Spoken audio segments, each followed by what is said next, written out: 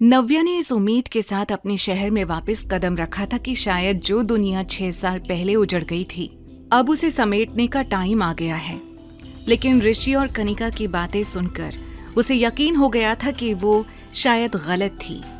जैसे ही ऋषि ने आरव के ऊपर हाथ उठाया, नव्या ने उसका हाथ पकड़ लिया। मेरे बेटे को छूने की हिम्मत भी कैसे हुई तुम्हारी? इतना कहकर नव्या ने ऋषि का हाथ पीछे फेंक दिया। आरव भी बिना डरे एकटक ऋषि को घूर रहा था। दोनों माँ बेटे की हिम्मत देखकर कनिका और ऋषि को बड़ा धक्का लगा। कनिका ने सोचा था कि इतने साल अलग रहने के बाद नव्या पूरी तरह से बिखर जाएगी, पर उसने नहीं सोचा था कि एक सिंगल पेरेंट होने के बाद भी नव्या के अंदर इतनी हिम्मत होगी। Behave yourself. तुम शायद भूल रही हो कि तुम ऋषि शेखावत से बात कर रही हो, कनिका ने नव्या को घूरते हुए कहा। नो वंडर्स, ये बच्चा इतना बदतमीज क्यों है? माँ के गुण आए हैं सारे।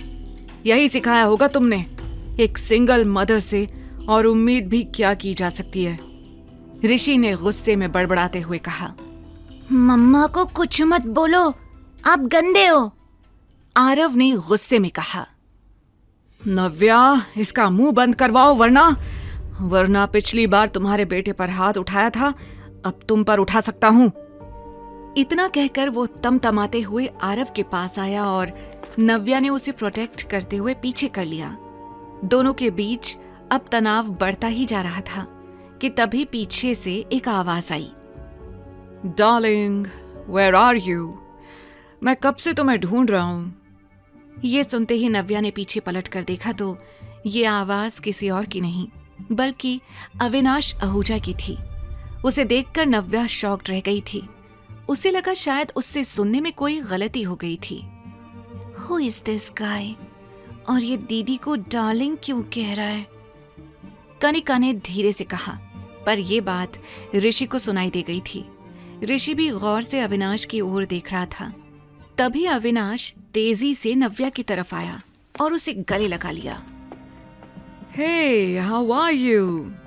कहते ही अविनाश ने आरव को गोदी में उठा लिया। पापा, आप आ गए? आरव ने खुशी से कहा। माय बेबी, मैं तो कब से तुमको ढूंढ रहा था। तुम लोग बहुत थक गए होंगे ना? पहले लंच कर लें या पहले रेस्ट करोगे? अविनाश ने बड़ी एक्साइटमेंट से नव्या और आरव की ओर देखकर कहा। नव्या पूरी तरह से ब्लैंक खड़ी थी। वो कभी अविनाश की तरफ देख रही थी तो कभी आरव की तरफ। वो मन ही मन सोच रही थी कि ये क्या करने की कोशिश कर रहा है। तभी उसने कनिका और ऋषि की उड़ी हुई शक्लों की तरफ देखा। वो समझ गई थी कि अविनाश क्या करने की कोशिश कर रहा था। उसने भी थोड़ी हेजिटेशन के साथ कहा, ओ हाँ, मैं बस तुम्हारा ही वेट कर रही थी। Let's go Honey. उसके मुंह से ये सुनकर ऋषि का दिल जल रहा था। वो बार बार अविनाश की पर्सनालिटी और उसके पीछे खड़े असिस्टेंट और गार्ड्स की तरफ देख रहा था। ये दिखने में तो बहुत रिच लग रहा है, पर इतना हैंडसम और रिच लड़का दीदी के साथ क्या कर रहा है? और ये बच्चा उसे पापा क्यों कह रहा है? मुझे तो कुछ समझ नहीं आ रहा, कनिका चिढ़ते हुए मन ही मन सोच रही थी। ऋषि भी कहना तो बहुत कुछ चाहता था, लेकिन किसी तरह से उसने अपने गुस्से को काबू में किया और अपनी मुट्ठियां बंद कर लीं। ये लोग कौन हैं? तुम जानती हो इन्हें? अविनाश ने नव्या से ऋषि और कनिका की तरफ देखते हुए पूछा। Not really. नव्या ने इतना कहकर एक ही पल में ऋषि और कनिका को उनकी जगह दिखा दी थी। चले पापा, आरव ने जोर से चिल्लाते हुए कहा। यस ऑफ कोर्स बड़ी। शशांक, गाड़ी निकालो, अविनाश ने ऑर्डर देते हुए कहा और नव्या का हाथ पकड़कर वहां से चला गया। नव्या ने मुड़कर भी ऋषि और कनिका की तरफ नहीं देखा। असिस्टेंट, बॉडीगार्ड्स, ये नव्या ने किससे शादी कर ली है? हम लोगों को पता भी नहीं चला, ऋषि ने गुस्से में चिढ़ते हुए कहा। What the hell? उसने हमें इंट्रोड्यूस भी नहीं करवाया, कनिका ने कहा। उन दोनों की नजरें अभी भी अविनाश और नव्या पर टिकी हुई थी। अविनाश ने नव्या और आरव को गाड़ी में बैठाया और वहां से निकल गया। जैसे ही नव्या वहां से निकली, उसने सुकून की गहरी सांस ली। इतने सालों में उसने ऋषि को भुला जरूर दिया था, लेकिन आज उसे कनिका के साथ देखकर उसके जख्म मानो ताजा हो गए थे। उसे एक अजीब सी बेचैनी हो रही थी और ये बात अविनाश उसके चेहरे पर साफ देख पा रहा था। इसलिए कुछ देर तक गाड़ी के अंदर किसी ने कुछ भी नहीं कहा। तभी अचानक आरव ने कहा, पापा हम कहाँ जा रहे हैं? ये सुनते ही नव्या होश में आई और उसने आरव से कहा, आरव डोंट कॉल हिम पापा। पर मम्मा ही इज माय डैड, मुझे पता है। आरव ने फिर एक बार जिद में कहा। इस बार वो और भी ज्यादा श्योर सुनाई दे रहा था। आरव, मैंने कहा ना वो आपके पापा नहीं है। नाउ स्टॉप कॉलिंग हिम पापा, नव्या ने कहा और जैसे तैसे आरव को शांत करवाया। कुछ देर बाद उसने हेजिटेशन में अविनाश की ओर देखते हुए कहा, थैंक यू मुझे वहां उन लोगों से प्रोटेक्ट करने के लिए। Really? I think thank you से पहले तुम्हें सॉरी बोलना चाहिए, अविनाश ने बड़े एटीट्यूड में कहा। शशांक गाड़ी चलाते हुए मुस्कुराने लगा। मुझे पता था सर इतनी आसानी से तो इस लड़की को नहीं छोड़ेंगे, उसने मन में सोचा। नव्या को भी फील हुआ कि शायद उसने अविनाश पर पानी फेंककर कुछ ज्यादा ही रिएक्ट कर दिया था। लुक, आई एम सॉरी, मुझे उस तरह से रिएक्ट नहीं करना चाहिए था, लेकिन तुम मेरी पेरेंटिंग पर सवाल उठा रहे थे, इसलिए मैं खुद को रोक नहीं पाई। I know I was wrong, I am sorry, Navya ने हेजिटेशन में कहा। पर अविनाश को देखकर लग रहा था जैसे उसे नव्या की बातों में जरा भी इंटरेस्ट नहीं था। वो सिर्फ रास्तों की तरफ देख रहा था। नव्या को उसका एटीट्यूड बहुत ही अजीब लग रहा था। एक्सक्यूज मी, आप मेरी बात तो सुन रहे हैं ना? उसने धीरे से पूछा। पर अविनाश अभी भी उसकी ओर नहीं देख रहा था। शशांक गाड़ी साइड में रोक दो, मैडम टैक्सी कर लेंगी यहां से, अविनाश ने कहा। यह सुनकर शशांक और नव्या दोनों ही हैरान रह गए थे।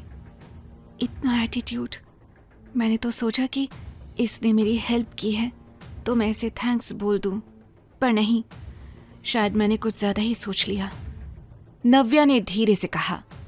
अब उसे भी अविनाश पर गुस्सा आ रहा था। उसने आरव का हाथ पकड़ा और जोर से कहा, गाड़ी रोकिए अभी। शशांक ने भी तुरंत गाड़ी साइड में रोक दी। नव्या आरव का हाथ पकड़कर तेजी से कार से उतर गई। वो तुरंत पीछे गई और उसने अपना सामान निकलवाया। अविनाश ने एक बार भी पलटकर नव्या और आरव की तरफ नहीं देखा। जैसे ही शशांक ने सामान निकाला, नव्या ने अपने बैग से 500 रुपए का नोट निकाला। उसने तनतनाते हुए कार का दरवाजा खोला और अविनाश को वो नोट थमा दिया। What is this? अविनाश ने चिढ़कर कहा। टैक्सी का फेयर, यहां तक लिफ्ट देने के लिए थैंक यू। इतना कहकर नव्या ने कार का दरवाजा बंद कर दिया। What the hell? ये समझती क्या है अपने आप को? अविनाश ने कहा। वो खिड़की से देख रहा था कि नव्या आरव का हाथ पकड़कर एक ऑटो में बैठ गई और वहां से निकल गई। अविनाश का चेहरा देखकर शशांक को हंसी भी आ रही थी और उसे डर भी लग रहा था। वो अविनाश के गुस्से से अच्छे से वाकिफ था, इसलिए उसे पता था कि अविनाश ने इस वक्त अपने आप को कितना कंट्रोल किया हुआ था। इंटरेस्टिंग, कुछ तो है इस लड़की और इसके बेटे में। I don't know what, but there is something. Avinash वहां से निकल जरूर गया था, लेकिन अभी भी उसके दिल और दिमाग में नव्या और आरव की शक्ल घूम रही थी। यहाँ नव्या आरव के साथ ऑटो में बैठकर निकल गई थी, लेकिन वो अपने घर नहीं बल्कि अपनी दादी के घर गई थी। उसकी दादी मीनू सिन्हा एक आउट हाउस में रहती थी। ये आउट हाउस उन्होंने नव्या के दादाजी के साथ मिलकर बनवाया था, इसलिए इस जगह से उन्हें सबसे ज्यादा लगाव था। शिखा और कनिका के बिहेवियर से परेशान होकर मीनू दादी कुछ साल पहले ही इस आउट हाउस में शिफ्ट हो गई थी। नव्या हमेशा से अपनी दादी के सबसे करीब रही थी। उसने बचपन में दादी के साथ इस घर में काफी वक्त बिताया था, इसलिए इस घर की नव्या की नजर में खास जगह थी। दादी ने उसी दिन से आरव को अपना लिया था जब उन्हें पता चला था कि नव्या प्रेग्नेंट है। एक तरह से कहें तो दूर से ही सही, पर अगर कोई नव्या के सुख दुख का साथी था तो वो सिर्फ दादी थी। यहाँ आने से पहले ही उसने दादी को फोन कर दिया था कि वो घर जाने से पहले यहाँ आने वाली है। उसके बेल बजाने से पहले ही दादी ने दरवाजा खोल दिया। आ गई मेरी बच्ची। दादी ने बड़ी खुशी से कहा।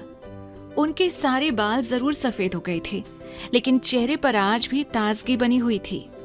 दादी कहकर नव्या ने जोर से उन्हें गले लगा लिया।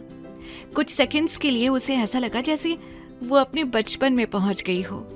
आप दादी बोलोगे तो मैं क्या बोलूंगा? आरव ने क्यूरियस नजरों से पूछा। जैसे ही मीनू दादी ने आरव को देखा, उनकी आंखें नम हो गईं। बिल्कुल तेरा चेहरा, वही आंखें। दादी ने आरव को देखकर खुशी से कहा। उन्होंने नीचे बैठकर आरव को भी गले से लगा लिया और कहा, आप मुझे सुपर दादी बुला सकते हो। सुपर दादी? आरव ने हैरानी से पूछा। और क्या, पहले तो मैं दादी, वो भी सुपर पावर के साथ, तो हुई ना मैं सुपर दादी। मीनू दादी ने कहा। सुपर पावर वाली सुपर दादी, ये! आरव ने चिल्लाते हुए कहा और भागते हुए गार्डन के बीच खेलने चला गया। उसे इतना खुश देखकर नव्या और दादी दोनों के चेहरे पर स्माइल थी। आपने अकेले ये घर मेंटेन कैसे किया दादी? गार्डन और भी ज्यादा सुंदर हो गया है। और ये अमरूद का पेड़, ये वही है ना जो मैंने और आपने साथ में लगाया था? आपने हर चीज का कितना ध्यान रखा है दादी। कैसे किया आपने ये सब अकेले? नव्या एक एक कोने को देखकर अपने बचपन के दिन ताजा कर रही थी, लेकिन दादी एक टक उसे देखे जा रही थी। ऐसे क्या देख रही हैं दादी? नव्या ने पूछा। यही कि जिस लड़की ने इतने साल तक सब कुछ अकेले हैंडल किया, वो मुझसे पूछ रही है कि मैंने ये बगीचा कैसे मेंटेन किया, दादी ने कहा। ये सुनकर नव्या समझ गई थी कि उनका इशारा किस तरफ था। क्या कुछ नहीं सहा होगा तुमने इतने सालों में? कितनी बार मैंने कहा कि मेरे पास आ जाओ। मैं सोच भी नहीं सकती कि आरव को अकेले कैसे संभाला होगा तुमने। दादी ने नव्या के पास आकर कहा। दादी, कैसे आ जाती मैं वापस? पापा ने घर से और यहाँ के लोगों से दूर भेज दिया था मुझे। अगर उन्हें मेरी प्रेगनेंसी के बारे में पता चलता तो पता नहीं कैसे रिएक्ट करते। और वैसे भी दादी, मैं आपके लिए कोई प्रॉब्लम क्रिएट नहीं करना चाहती थी, नव्या ने कहा। प्रॉब्लम?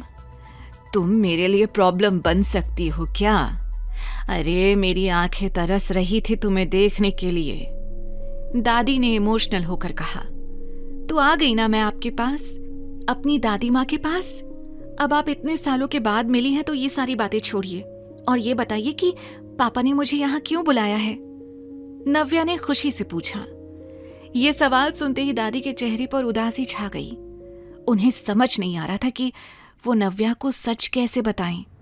इससे पहले कि दादी उसके सवाल का जवाब दे पाती, आरव की जोर से चिल्लाने की आवाज आई। मम्मा, सुपर दादी, जल्दी आओ! ये आवाज सुनते ही नव्या और दादी चौंक गए। आरव, नव्या ने कहा और तुरंत उस तरफ भागी जहां पर आरव गया था। क्या हुआ था आरव को? क्या अपना पाएगा सिन्हा परिवार नव्या को? आखिर क्या था अविनाश और आरव का रिश्ता? क्या बताने वाली थी दादी नव्या को? द रिटर्न के सारे एपिसोड्स को सुनने के लिए डिस्क्रिप्शन में दी लिंक से डाउनलोड करें पॉकेट FM ऐप।